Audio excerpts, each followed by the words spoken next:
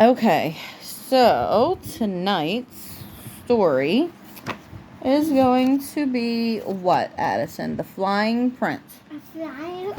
Page 288. 288. Alright, we're getting close. We're at the end of this book. 288. It's hard to find pages when you only have one hand. Okay. No, I know. The Flying Prince. How are you? You're blocking my light. You're blocking my light. Okay, there we go. One day, while Prince Rashar was exploring a new part of the jungle, a large parrot landed on him. I am the king of the parrots, it said proudly. Hunters What are... is that? That is Prince Rashar. What is And that is the parrot. Okay? that one looks like Flying Hunters King. are not welcome here. I will not harm you, promised Prince Rashar. But tell me, how is it that you can talk? Prince Salidra gave me the power to protect my subjects, he answered. She is the kindest, loveliest person in the world. What is the name? His name is Prince Rashar. What's that, sorry? Yes. You turn the page? Okay. Let's see what we got over here. I know how to hold it. I do, because you don't hold it in the right angle. Thank you. Prince Rashar decided that he must meet Princess Saladra, so he set off for her land. Hold the page down, babe. Okay. On his way, he came upon 4 arguing trolls. What's the trouble? Asked the prince. Okay. You have to hold it down. We stole these 4 magic items from the village, the trolls answered, but we cannot divide them fairly. The magic items were a flying carpet, a cloth bag that produced anything wished for by its holder, a bowl that filled with water upon command, and a tool Can you hold it? that could defeat and tie up any enemy. I can help you, said the prince. I will shoot an arrow. Yes, I will shoot an arrow into the jungle. Whoever returns with the arrow shall keep all of the items. The trolls agreed, and Prince Rashar shot his arrow. When the trolls began their search, the prince took the magic items for himself.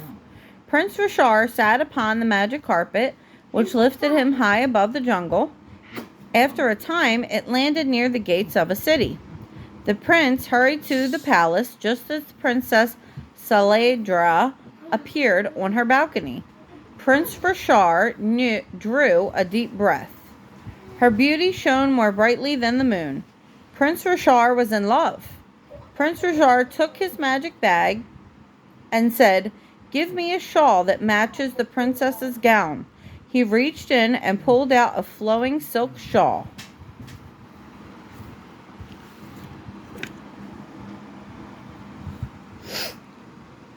Carpet, he said, take me to Princess Saladra's chamber. The carpet set him down on the balcony. The prince crept through the doors and into the princess's room. Princess Saladra slept soundly. The prince set the shawl beside her, stopping briefly to gaze at her beauty, and then left quickly. The next morning, the princess awoke to find the beautiful shawl. She wondered who her secret admirer could be. Who could make such a perfect shawl, she thought. His magic must be great. The next evening, Prince Rashar flew again to the princess's balcony. This time, he knocked softly on her door.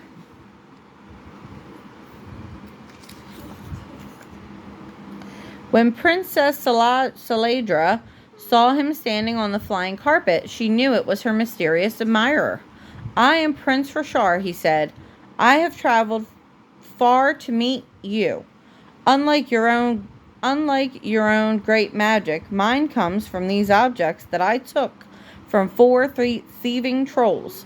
I present them to you as tokens of my love. The princess saw that the prince spoke from his heart. Her own heart softened when she considered the sacrifice of his gifts. Princess Saladra stepped gracefully onto the magic carpet. Prince Richard took her hand, and the two sailed off together, living happily ever after. The end. It's not the end. It is the end. You never like the end. See? That's the end. The next story is Thumbelina. Oh.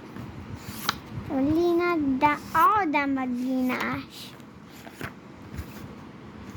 All Thumbelinas. Honey, don't damage the page. All right, Addie, good night. I love you, Daddy. Look at you. All right, Addie, good night. I gotta give my papa a little kiss. You gave your papa a little kiss? Bye bye, I green. Bye bye, I go grandma and grandpa. And Yeah. I couldn't get in there. Oh, yeah? Oh, you're so sweet. I love you. And I do. Good night. Goodbye. Good night, grandma and grandpa.